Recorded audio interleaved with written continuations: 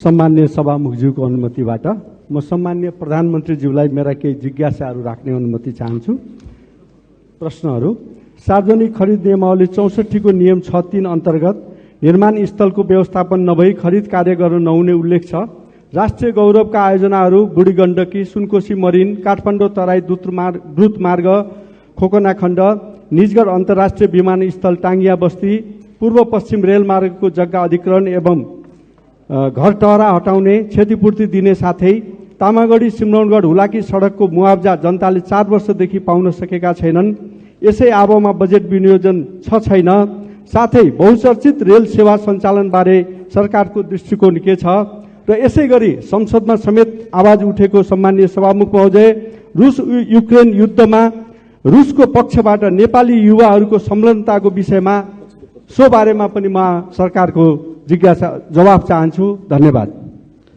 अब सम्माननीय प्रधानमन्त्री श्री पुष्पकमल दाहाल प्रचण्डलाई उक्त प्रश्नको जवाब दिन अनुमति दिन्छु। सम्मान्य सभामुख महोदय, म यो प्रश्न उत्तर कार्यक्रममा माननीय सदस्यहरूको प्रश्नको उत्तरको निम्ति उपस्थित छु। म प्रश्न उत्तरमा सहभागी हुनु अगाडि केही दिनदेखि आएको अविरल वर्षाको कारण पूर्वी नेपालका खास गरी सङ्खुवासभा, ताप्लेजुङ, पाँचथरका जिल्लाहरूमा ठूलो धनजनको क्षति भयो र त्यसको प्रत्यक्ष अवलोकन गर्न नेपाल सरकारको तर्फबाट हामी त्यहाँ पुग्यौं पनि, तर मौसमको खराबीको कारणले सबै चिज यथार्थ अवलोकन गर्न त हामीले सकेनौं। तैपनि हामीले त्यहाँको निम्ति तत्काल आवश्यक पर्ने राहत, उद्धार र पुनर्स्थापनाको सम्भावना बारे छलफल गर्यौं र युद्ध स्तरमा उद्धार र राहत कार्यक्रम अगाडि बढाउन सम्बन्धित सबै निकायहरूलाई निर्देशित दियौं। म अहिले त्यसको व्याख्या होइन, खालि म मृतकहरूप्रति श्रद्धाञ्जली र शोक सन्तप्त परिवारहरूप्रति समवेदना व्यक्त गर्न चाहन्छु। त्यसै गरी आज ओखलढुङ्गामा पनि फेरि पहिरोमा परि जो 4 जनाको क्षति भएको कुरा आएको छ, उहाँहरूप्रति पनि म श्रद्धा व्यक्त गर्न चाहन्छु र पीडितहरूप्रति संवेदना व्यक्त गर्न चाहन्छु। हामी सबै मान्य सदस्यहरूसँग नेपाल सरकारको तर्फबाट हाम्रो विकासको मोडालिटीको बारेमा, हाम्रो भौगोलिक अवस्थितिको बारेमा भौगोलिक अध्ययन गरेर बस्तीको बारेमा हामीले गम्भीर रूपले र रणनीतिक रूपले नसोच्ने हो भने यस्ता घटनाहरूको पुनरावृत्ति भइराख्ने स्थिति छ। यतातिर नेपाल सरकारको पक्कै पनि गम्भीर रूपले ध्यान आकर्षित भएको छ। म सबै मान्य सदस्यहरूले पनि यो विषयलाई हामीले दीर्घकालीन ढङ्गले विचार गर्न जरुरी छ भन्ने आग्रह गर्न चाहन्छु। अब म प्रश्न उत्तरतिरै लाग्छु। सरकारले राष्ट्रिय गौरवका आयोजनामा बजेट सुनिश्चित गर्ने गरेको छ। राष्ट्रिय गौरवका आयोजनाहरूमा विनियोजित रकम कम हुने अवस्थामा पनि आवश्यकता अनुसार थप बजेटको व्यवस्था गर्ने गरिएको छ। निजगढ अन्तर्राष्ट्रिय विमानस्थल आगामी आर्थिक वर्षमा साइट क्लियरेन्स गर्ने कार्य सम्पन्न गर्ने कुरामा सरकारको गहिरो ध्यान छ। रेल सेवा सञ्चालन गर्ने बारेमा सरकार सकारात्मक रहेको छ। साथै राष्ट्रिय गौरवका आयोजनाहरू तथा अन्य प्राथमिकता प्राप्त आयोजनाहरूको जग्गा अधिग्रहण, मुआवजा तथा क्षतिपूर्ति वितरण गर्ने कार्य सरकारको प्राथमिकतामा रहेको छ। आगामी दिनमा आवश्यक बजेट व्यवस्था सहित सम्बन्धित निकाय मार्फत यस विषयमा सम्बोधन हुने बेहोरा म मान्य सदस्यहरूलाई अवगत गराउन चाहन्छु। अन्तर्राष्ट्रिय राजनीतिमा घटिरहेका घटनाहरूप्रति नेपाल सरकारको गहिरो ध्यान छ भन्ने कुरा पनि म राख्न चाहन्छु। धन्यवाद। अर्का प्रश्नकर्ता माननीय श्री अजय कुमार चौरसिया। सम्माननीय सभामुख महोदय, सम्माननीय प्रधानमंत्री जी, लगभग 70% राजस्व मध्य प्रदेश को वीरगंजबाट संकलन हुन्छ। जनसंख्या अन्य प्रदेश भन्दा बढी भएको तर बजेट विनियोजन मध्य प्रदेशमा सबभन्दा कम किन भयो? पर्साको वीरगंज सरकारको प्राथमिकतामा किन परेन? वीरगंज शहरको स्तरोन्नतिको लागि के कार्यक्रम आएको छ? सम्माननीय प्रधानमन्त्रीज्यू, वीरगंजको नारायणी उप क्षेत्रीय अस्पताल ठाकुराम बहुमुखी क्याम्पस, आदर्शनगर र नारायणी रङशालाको स्तर उन्नतिको लागि कति रकम विनियोजन भएको छ? स्वास्थ्य, शिक्षा र कृषि र रोजगारको राम्रो व्यवस्था बिना कुनै पनि मुलुकको उन्नति प्रगति हुन सक्दैन भन्ने थाहा हुँदाहुँदै यसमा सरकारको पर्याप्त ध्यान किन जान सकिरहेको छैन? सम्माननीय सभामुख मार्फत म सम्माननीय प्रधानमन्त्रीजीबाट उत्तर चाहन्छु। धन्यवाद। सम्माननीय प्रधानमन्त्रीज्यू। सम्मान्य सभामुख महोदय, मध्य प्रदेशमा कम बजेट विनियोजन भयो भन्ने कुरा साँचो होइन। संघीयताको मर्म अनुरूप संघबाट प्रदेश र स्थानीय तहमा हुने वित्तीय हस्तान्तरणको 15% भन्दा बढी रकम मध्य प्रदेशमा नै जाने गरेको छ। यसका अतिरिक्त संघबाट सञ्चालन हुने पूर्व पश्चिम राजमार्ग, पथलैया वीरगञ्ज कोरिडोर, चन्द्रपुर गौर राजमार्ग, हुलाकी राजमार्ग, सुनकोशी मरिन डाइभर्सन, बागमती कमला चन्द्र नहर लगायतका सिंचाई आयोजना, विभिन्न औद्योगिक पूर्वाधार तथा व्यापारिक पूर्वाधार आयोजनाहरू तराई मधेसलाई लक्षित गरी नै अगाडि बढेका छन्।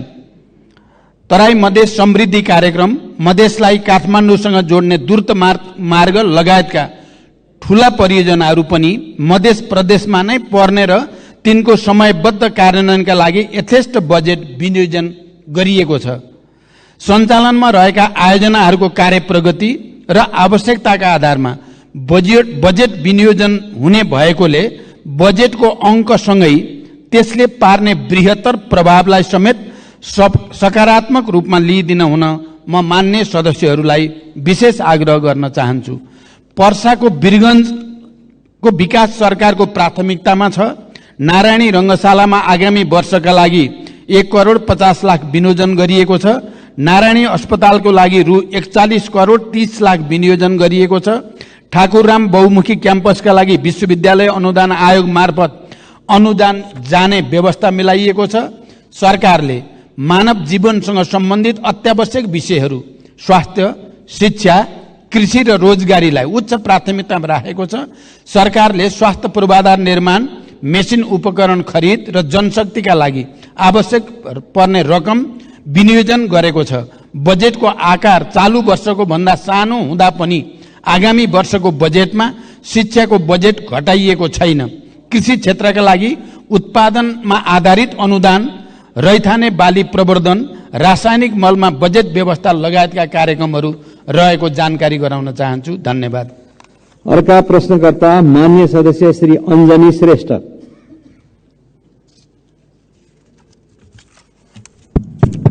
सम्माननीय सभामुख महोदय, सम्माननीय सभामुख महोदय, सम्माननीय सभामुख मार्फत प्रधानमन्त्रीसँग प्रश्न राख्न चाहन्छु। यस गरिमामय सदनमा शून्य समय, विशेष समय र आकस्मिक समयमा उठाएका जनतासँग सरोकार भएका प्रश्नहरूको उत्तर कहिले आउँदैन, किन? यो सदनमा प्रस्तुत बजेटमा 77 जिल्लालाई सम्बोधन गर्दा जनतालाई सरकार छ कि छैन महसुस भएन। अबका दिनमा सरकार जनतासँगै रहेको महसुस कसरी दिलाउन सकिन्छ भन्ने जिज्ञासा राख्न चाहन्छु। धन्यवाद। सम्माननीय प्रधानमन्त्री। अहिले भर्खरै बोल्ने मान्य सदस्यको मैले नाम थाहा पाउनु पर्ने भयो। अञ्जनी श्रेष्ठ।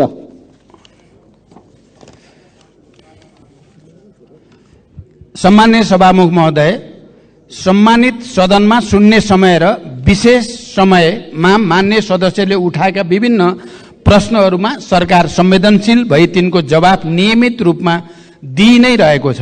सदनमा उठाइएका प्रश्न र जिज्ञासाहरूको जवाफ दिने जिम्मेवारी र उत्तरदायित्वबाट सरकार कहिल्यै पछि हटेको छैन र कहिल्यै पछि हट्ने पनि छैन। राष्ट्र र नागरिकको समग्र हित तथा समुन्नतिका लागि सरकार सदैव प्रयत्नशील रहँदै आएको छ र प्रयत्नशील रहि नै रहनेछ।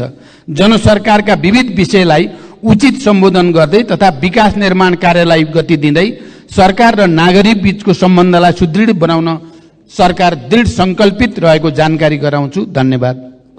अर्का प्रश्नकर्ता मान्य श्री अनिता देवी। मान्य श्री अनिता देवी।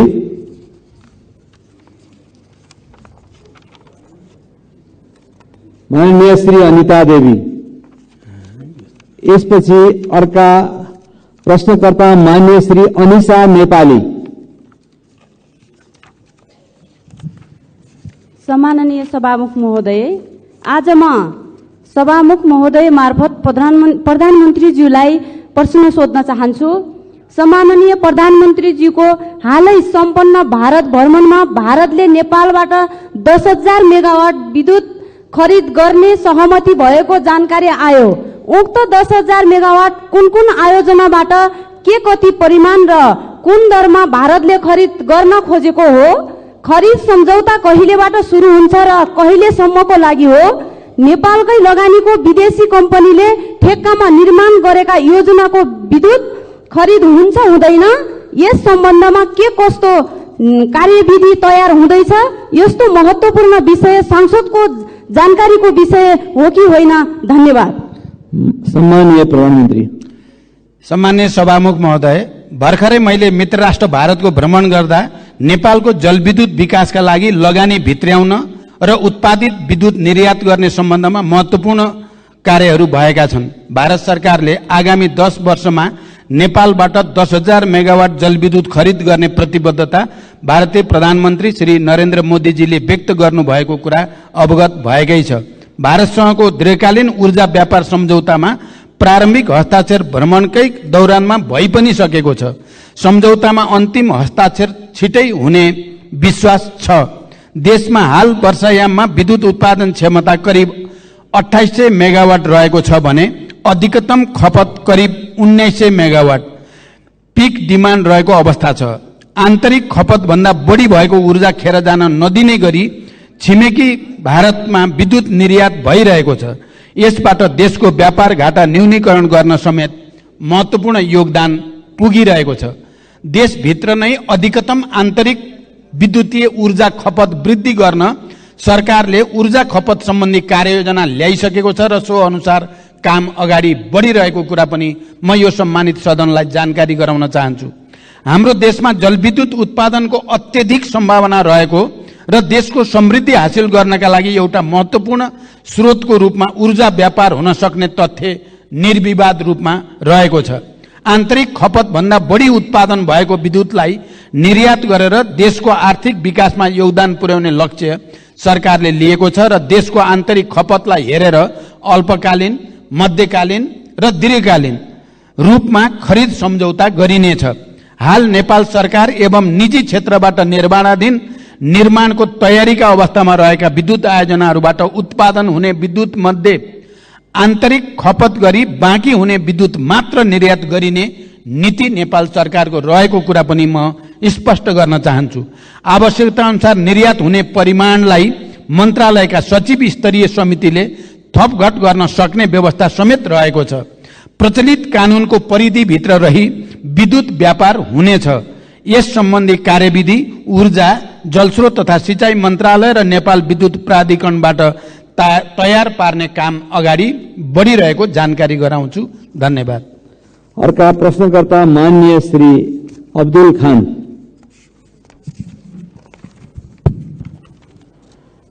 सम्माननीय सभामुख महोदय मार्फत सम्माननीय प्रधानमन्त्रीज्यूलाई प्रश्न सोध्न चाहन्छु। तराई मधेसतिर किसानहरू लगभग धानको बिउ राखिसकेका छन्। अब किसानहरूको सोच मल र सिंचाईको व्यवस्थापनमा छ। मलको हाहाकार छ, बिजुली कटौती अत्यधिक छ। सीमा नाकामा जनताले दिनहुँ गाली पिटाई खाइरहेछन्। 1 बिघा अर्थात 20 कट्ठाको खेती गर्ने किसानलाई 2 बोरा युरिया, 1 बोरा डीएपी चाहिन्छ। भारतबाट ल्याउँदा नेपाल प्रहरीले जफत गर्छ। न त हामी दिन सक्छौं, न त ल्याउन दिन्छौं, न त हामी किसान कार्ड बनाउँछौं, न त हामी नाका खोल्छौं। जनताले कसरी सरकारको अनुभूति गरियोस्? सभामुख महोदय, त्यस्तै पैसा तिरेर पनि हाम्रो सरकारले किन मल समयमा किन्न सकिरहेको छैन? स्पष्ट कारण चाहिन्छ। सभामुख महोदय, 100 रुपियाँ भन्दा माथिको सामानमा भन्सार कर लगाउनु कतिको जायज छ? हस्, धन्यवाद। सम्माननीय प्रधानमन्त्री। सम्मान्य सभामुख महोदय, रासायनिक मलको आपूर्ति व्यवस्था विगतका वर्षहरूमा भन्दा सुदृढ भएको जानकारी गराउन चाहन्छु। 2079 श्रावण महिनादेखि हालसम्म 3,51,000 मेट्रिक टन रासायनिक मल आयात भएको छ। त्यो मध्ये 71,000 मेट्रिक टन विभिन्न बिक्री डिपोहरूमा मौजदात रहेको छ।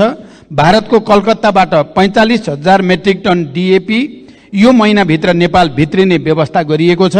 धान रोप्ने सिजनमा विगतको जस्तो मल अभाव हुने अवस्था यसपटक रहेको छैन। सुरुमा रासायनिक मलको लागि रु 15 अरब विनियोजन भए पनि थप रु 23 अरबको स्रोत सुनिश्चित गरी मल आपूर्ति व्यवस्थालाई सुदृढ गरिएको छ। यसबाट सरकार किसानहरूको लागि रासायनिक मल उपलब्ध गराउन जिम्मेवार रहेको तथ्य प्रमाणित हुन्छ। मलको आयातमा संघीय मन्त्रालयलाई जिम्मेवार बनाइएको छ भने वितरण कार्यमा प्रदेश र स्थानीय तहहरूलाई परिचालन गरिएको छ। मल वितरण प्रणालीलाई पारदर्शी बनाउन मल आपूर्ति र वितरणमा डिजिटल प्रणाली प्रयोगमा ल्याइएको कुरा पनि म मान्य सदस्यहरूलाई जानकारी गराउन चाहन्छु। धन्यवाद। अर्का प्रश्नकर्ता मान्य सदस्य श्री अम्बिका बस्नेत।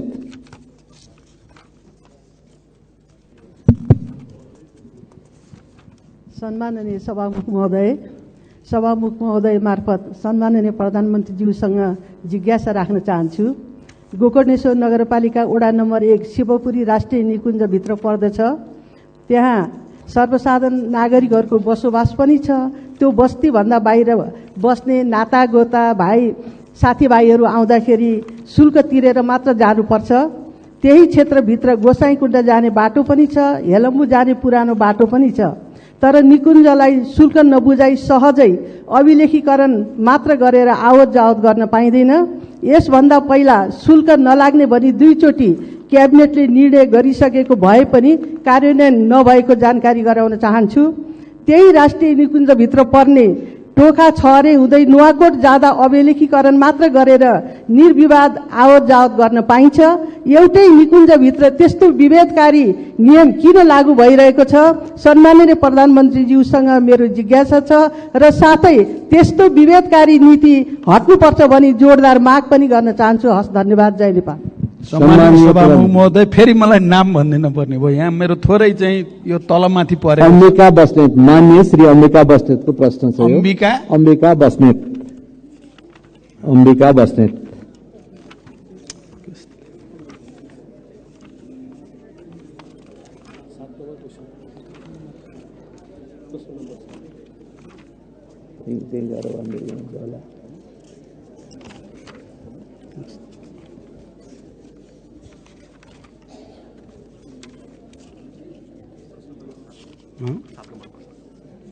नम्बरै छैन रहेछ। कसरी गडबड खायो? छैन यहाँ त। कसरी गडबड खायो? प्रश्न 7 छैन यहाँ। मान्य सदस्य, एकचोटि फेरि प्रश्न भनिदिन म अनुरोध गर्दछु। मेरो तयारीमा केही कमजोरी रहेको देखियो। सम्माननीय सभामुख महोदय मार्फत सम्माननीय प्रधानमन्त्रीज्यूसँग जिज्ञासा राख्न चाहन्छु। गोकर्णेश्वर नगरपालिका वडा नम्बर 1 शिवपुरी राष्ट्रिय निकुञ्जभित्र पर्दछ। त्यहाँ सर्वसाधारण नागरिकहरूको बसोबास पनि छ। त्यो बस्तीभन्दा बाहिर बस्ने नातागोता साथीभाइ आउँदा शुल्क तिरेर जानुपर्छ। त्यही क्षेत्रभित्र गोसाइँकुण्ड जाने बाटो पनि छ, हेलम्बु जाने पुरानो बाटो पनि छ। तर निकुञ्जलाई शुल्क नबुझाइ सहजै अभिलेखीकरण मात्र गरेर आवत जावत गर्न पाइँदैन। यसभन्दा पहिला शुल्क नलाग्ने भनी 2 चोटि क्याबिनेटले निर्णय गरिसकेको भए पनि कार्यान्वयन नभएको जानकारी गराउन चाहन्छु। त्यही राष्ट्रिय निकुञ्जभित्र पर्ने टोखा छहरे हुँदै नुवाकोट जाँदा अभिलेखीकरण मात्र गरेर निर्विवाद आवत जावत गर्न पाइन्छ। एउटै निकुञ्जभित्र त्यस्तो विभेदकारी नियम किन लागू गरिएको छ? सम्माननीय प्रधानमन्त्रीज्यूसँग मेरो जिज्ञासा छ र साथै त्यस्तो विभेदकारी नीति हट्नुपर्छ भनी जोरदार माग पनि गर्न चाहन्छु। हस्, धन्यवाद। जय नेपाल। सम्माननीय प्रधानमन्त्रीज्यू, यसको जवाफ जान्छ। सम्माननीय सभामुख महोदय, गोकर्णेश्वर नगरपालिका अन्तर्गत मान्य सदस्यले जे प्रश्न उठाउनु भएको छ यो बारेमा सरकारलाई पहिले पनि त्यस पालिकाका जनप्रतिनिधिहरूले आवाज उठाइसक्नु भएको छ र यो समस्याको समाधान गर्न सरकारले पहल गरिसकेको म यहाँलाई जानकारी गराउन चाहन्छु। धन्यवाद। अर्का प्रश्नकर्ता मान्य सदस्य श्री अमरबहादुर थापा। माननीय सभामुख महोदय मार्फत सम्माननीय प्रधानमन्त्रीज्यूसँग मेरो प्रश्न छ। सरकारको नीति तथा कार्यक्रममा आगामी 80-81 को बजेटमा कर्णाली सुदूरपश्चिम र मध्य प्रदेशलाई विशेष व्यवस्था गर्ने भन्नुभएको थियो र पुस्तिकामा हेर्दा कुनैमा देखिएन त्यो विशेष बजेट कहाँ छ, यसको प्रश्न चाहियो। र कर्णाली प्रदेश र मध्य प्रदेशका जनता गरिबीको रेखामुनि रहेका छन्। ती गरिबीको रेखामुनि रहेका जनताको जीवन स्तर कहिलेसम्म माथि उठ्छ, यसको जवाब चाहियो। र यो देशलाई उत्पादनतिर र यो देशको ढुकुटी बलियो बनाउने यो सरकारको के योजना छ र त्यो संसदलाई जानकारी चाहियो। धन्यवाद। सम्माननीय प्रधानमन्त्रीज्यू। सभामुख महोदय, मान्य सदस्यहरूले मध्य प्रदेशमा बजेट विनियोजनका सम्बन्धमा उठाउनु भएको प्रश्नका सम्बन्धमा मैले भर्खरै यस सम्मानित सदनलाई जानकारी गराइसकेको छु। मान्य सदस्यले कर्णाली प्रदेशमा बजेट विनियोजनका सम्बन्धमा पनि प्रश्न गर्नुभएको सन्दर्भमा कर्णाली प्रदेशका लागि लक्षित गरी कर्णाली समृद्धि कार्यक्रम सञ्चालित छ। हिमाली तथा उच्च पहाडी जीविकोपार्जन कार्यक्रम समेत कर्णाली प्रदेशको माथिल्लो भूभागमा सञ्चालन भइ नै रहेको छ। आगामी वर्षमा कर्णाली प्रदेशमा सिंचाई तथा नदी नियन्त्रणका लागि छुट्टै बजेटको व्यवस्था गरिएको छ। कर्णाली कोरिडोर सडक राष्ट्रिय गौरवको आयोजनाका रूपमा सञ्चालित छ। राप्ती राजमार्ग, भेरी कोरिडोर, मध्य पहाडी लोकमार्गको कर्णाली खण्ड र मदन भण्डारी राजमार्गको कर्णाली खण्डका लागि सरकारले प्राथमिकताका साथ बजेट विनियोजन गरेको छ। शिक्षा स्वास्थ्य तर्फको बजेटमा समेत सरकारले कर्णालीलाई उच्च प्राथमिकता दिएर राखेको छ। र मान्य सदस्यले जो विकासको समग्र मोडेलको बारेमा कुरा गर्नुभएको छ, मैले पहिले नै यस सम्मानित सदनमा राखेको छु। हामीले नेपालको समग्र विकास मोडेलको बारेमा समीक्षा गर्नुपर्ने आवश्यकता छ र त्यो समीक्षालाई अगाडि बढाउने कुरामा नेपाल सरकार गम्भीर रहेको ध्यानाकर्षण म गराउन चाहन्छु। धन्यवाद। अर्का प्रश्नकर्ता मान्य सदस्य श्री अमरबहादुर रायमाझी। सम्माननीय सभामुख महोदय मार्फत सम्माननीय प्रधानमन्त्रीज्यूलाई केही प्रश्न राख्न चाहन्छु। संसारको ध्यान क्लिन एनर्जीमा गइरहेको छ, तर हाम्रो सरकार यसप्रति बेखबर हो कि जस्तो छ। शक्ति केन्द्रको स्वार्थप्रति नतमस्तक हो बुझ्नै सकिएन। अस्ति प्रधानमन्त्रीज्यू भारत भ्रमण भयो। हाम्रो 10,000 मेगावाट क्लिन एनर्जी भारतलाई बेच्ने सम्झौता गर्नुभयो भने उता पेट्रोल, डिजेल, ग्यास, मट्टीतेल जस्ता उच्च कार्बन उत्सर्जन गर्ने डटी एनर्जीको सजिलो पहुँचको लागि भरतपुरदेखि काँकरेभिट्टासम्मको पाइपलाइन विस्तारको सम्झौता गरेर आउनुभयो। एनर्जी माथिको अर्काको नियन्त्रणले मुलुकको स्वतन्त्रता खतरामा पर्छ। हामी आफैले विकास गर्न सकिन्छ, तर विद्युत अर्कालाई सुम्पदैछौँ। के यो सरकारको योजना रणनीति हो? यो नयाँ युगको सुरुवात हो कि परनिर्भरता हो? परनिर्भरताको तयारी हो? जिज्ञासा गर्न चाहन्छु। धन्यवाद। सम्माननीय प्रधानमन्त्री। सभामुख महोदय, हाल देशमा हाइड्रो पावर, सोलर, बायोग्यास जस्ता स्वच्छ ऊर्जा क्लिन इनर्जीको स्रोतबाट विद्युत ऊर्जा उत्पादन भइ नै रहेको छ। वर्षायाममा विद्युत ऊर्जाको माग भन्दा आपूर्ति बढी भइरहेको अवस्था पनि छ। देशमा विद्युतीय र पेट्रोलियम दुवै ऊर्जाको प्रयोग भइरहेको छ। विद्युतको प्रयोग बढाउँदै लाने र पेट्रोलियम पदार्थको प्रयोग कम गर्दै क्रमशः विस्थापित गर्ने सरकारको नीति छ भन्ने कुरा म स्पष्ट गर्न चाहन्छु। नेपालमा विद्युतीय सवारी कम गर्दै क्रमशः विस्थापित गर्ने, पेट्रोलियम पदार्थको प्रयोग कम गर्दै क्रमशः विस्थापित गर्ने सरकारको नीति छ। नेपालमा विद्युतीय सवारी साधनको प्रयोग भर्खर मात्र सुरुवात भएको हो। अधिकांश सार्वजनिक तथा निजी सवारी साधन पेट्रोलियम पदार्थमा आधारित रहेको यथार्थ हामी सबैलाई जानकारी नै छ। सबै सवारी साधनलाई एकै पटक र अहिले नै विद्युतीय सवारी साधनमा रूपान्तरण गर्न प्राविधिक रूपमा पनि सम्भव छैन भन्ने कुरा बुझ्न हामी कसैलाई पनि अप्ठ्यारो पर्दैन। त्यसैले विद्युतीय ऊर्जाले पेट्रोलियम ऊर्जालाई विस्थापन नगर्दासम्म पेट्रोलियम पदार्थको सहज आपूर्ति गर्नुका साथै देशको आर्थिक विकासका लागि ऊर्जा आपूर्तिको दिगो सुरक्षालाई मध्यनजर गरी पेट्रोलियम पाइपलाइन विस्तार सम्बन्धी कार्य अगाडि बढाइएको हो। यसका साथै आपतकालीन अवस्थामा समेत इन्धन आपूर्तिको वैकल्पिक स्रोतको व्यवस्थापन गर्नुपर्ने भएकोले पनि पेट्रोलियम पदार्थको उपभोगलाई तत्कालमा शून्यमा झार्न सक्ने अवस्था छँदै छैन। यसलाई सहज र किफायती बनाउन पनि पेट्रोलियम पाइपलाइन निर्माण कार्य विस्तार गर्न खोजिएको हो। यसबाट इन्धन आपूर्ति सुनिश्चितता हुने, उपभोक्ता मूल्यमा कमी आउने तथा व्यापार घाटा न्यूनीकरण गर्न सहयोग पुग्ने विश्वास सरकारले लिएको छ। धन्यवाद। अर्का प्रश्नकर्ता माननीय डाक्टर अमरेश कुमार सिंह। सम्मानीय सभामुख महोदय, हाम्रो संविधानको प्रेम्बलमा लेखेको छ, प्रेम्बल कुनै पनि संविधानको मुटु हुन्छ। त्यसमा लेखेको छ कि सामन्ती निरङ्कुश केन्द्रीकृत एकात्मक राज्य व्यवस्थाले सृजना गरेको सबै प्रकारको विभेद र उत्पीडन अन्त्य गर्दै बहुजातीय, बहुभाषिक, बहुधार्मिक, बहुसांस्कृतिक तथा भौगोलिक विविधतायुक्त विशेषतालाई आत्मसात गरी विविधता बीच एकता, सामाजिक सांस्कृतिक एकबद्धता, सहिष्णुता र सद्भावलाई संरक्षण प्रवर्धन गर्ने, वर्गीय, जातीय, क्षेत्रीय, भाषिक, धार्मिक, लैंगिक विभेद र सबै प्रकारको जातीय छुवाछुतको अन्त्य गरी आर्थिक समानता, समृद्धि र सामाजिक न्याय सुनिश्चित गर्ने समानुपातिक, समावेशी र सहभागितामूलक सिद्धान्तको आधारमा समतामूलक समाजको निर्माण गर्ने संकल्प गर्दै, ठिक यसको प्रेम्बलको भावना विपरीत 62-63 देखि नै मधेसका 20 जिल्ला बजेट विनियोजन कम भएको देखिन्छ। साथै यसको प्रभाव सीधा मधेसको जिल्लाको सदरमुकाममाथि परेको छ।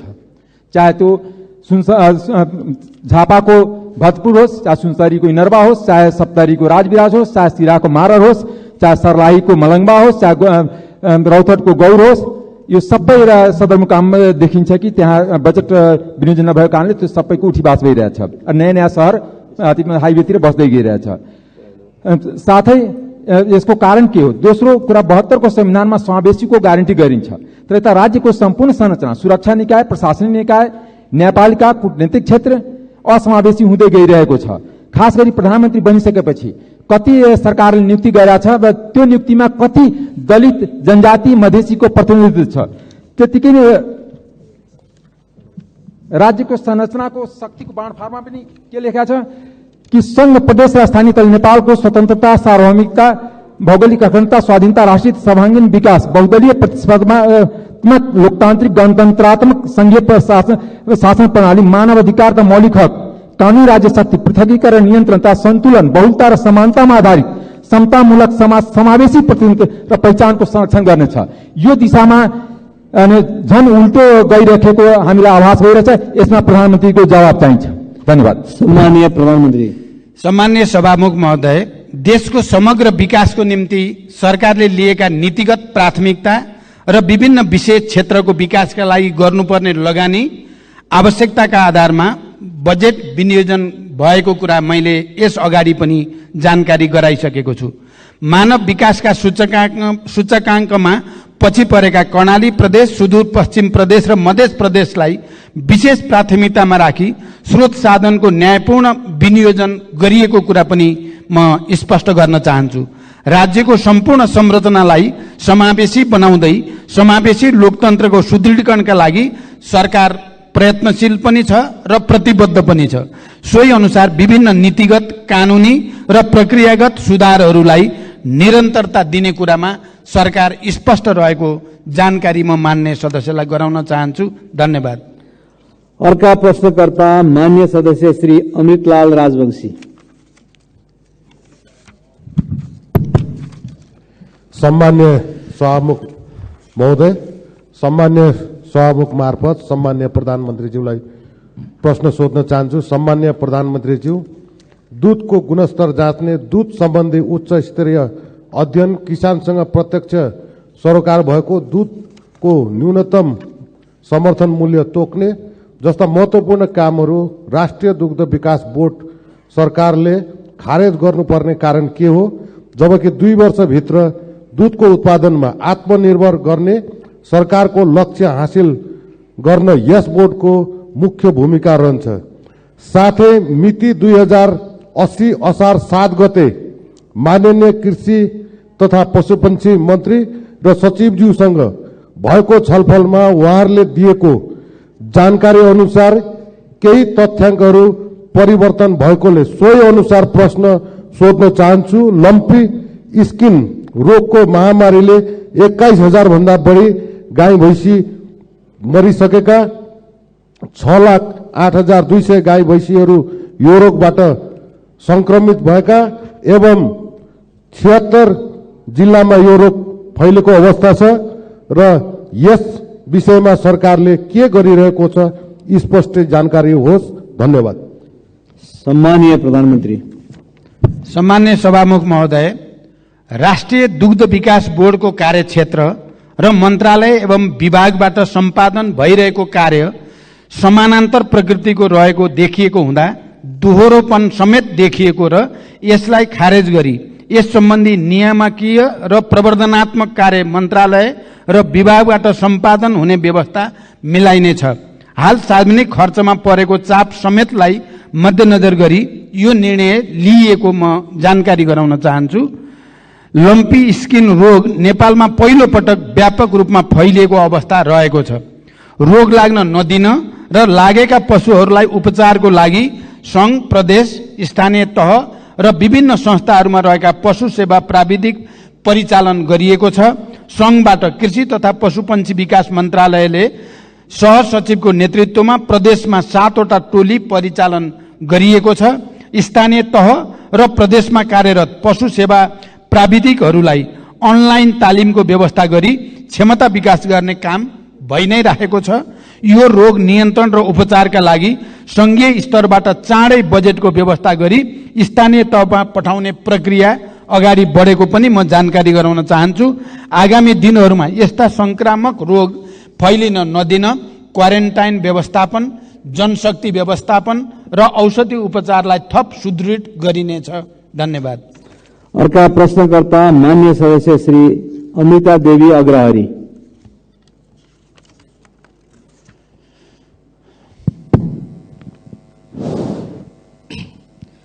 सम्मानीय सभामुख महोदय, सम्मानीय प्रधानमन्त्रीज्यूसँग मेरो प्रश्न थियो, विषय नागरिकताको थियो।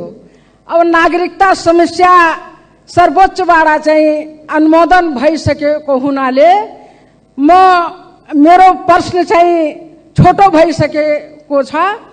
म अवश्य केही अब अरू कुरा छोडेर केही भन्न चाहन्छु। नागरिकता जस्तो संवेदनशील विषयमा देशलाई विभाजन गर्ने र राजनीतिक दावपेचको विषय बनाउनु हुँदैन।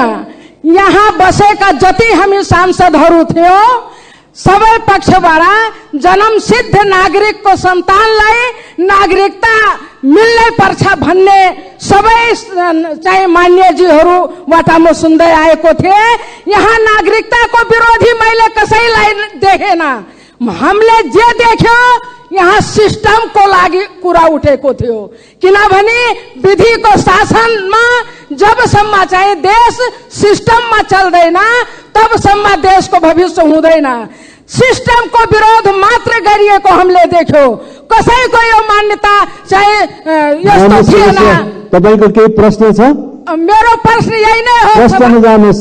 सभामुख महोदय, दोबारा फेरि चाहिँ हाम्रो प्रधानमन्त्रीज्यूबाट चाहिँ विधिको शासन ख्याल गरेर मात्र अगाडि बढ्नुपर्छ, नत्र लाखौं चाहिँ अरबौं खर्च गरेर यो प्रतिनिधि सभाका चाहिँ के अरे उत्पादन भएको हो। अनि प्रतिनिधि सभालाई चाहिँ माइनस गरेर अगाडि बढ्नु यो पनि देशको लागि दुर्भाग्य हुन्छ। फेरि चाहिँ भविष्यमा यस्तो चाहिँ कुरा नदोहोऱ्याओस् भन्ने चाहिँ मेरो प्रश्न हो। धन्यवाद। सम्माननीय प्रधानमन्त्रीज्यू। सम्मान्य सभामुख महोदय, मान्य सदस्यले नागरिकता सम्बन्धी उठाएको प्रश्न र उहाँले नै भनि नै सक्नुभयो।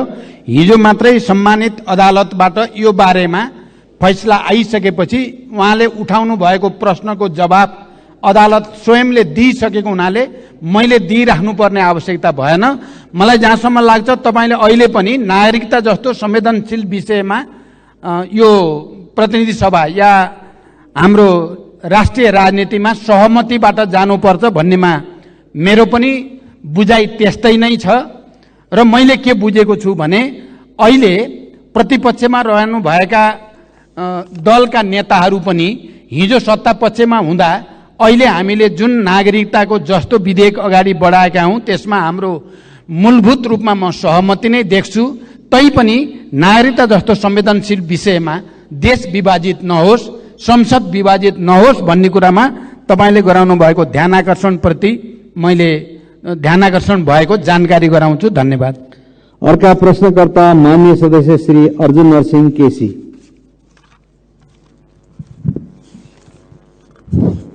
सभामुख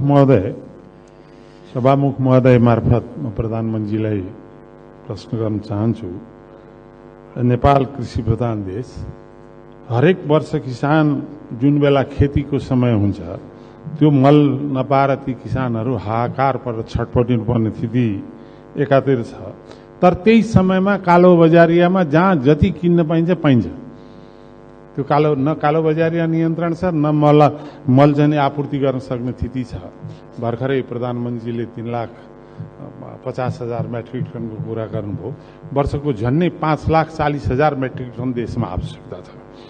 अब त्यसैले यो भोग्नु एकातिर त्यो छ भने यो दुःखद अवस्थालाई चिरेर जसो तसो उत्पादन गरेका कृषकहरूको दूध, तरकारी, फलफूल तथा खाद्यान्नको न्यूनतम मूल्य पनि नपाएर सडकमा फालाफाल गर्नुपर्ने स्थिति हामीले प्रत्येक दिन जस्तो देखिरहेका छौं र त्यो सँगसँगै अर्कोतिर उपभोक्ताले चर्को मूल्य चुकाउनु पर्ने स्थिति जुन छ त्यो स्थितिको अन्त्य के यो वर्ष अन्त्य हुन सक्छ? त्यसमा विश्वास गर्न सकिन्छ?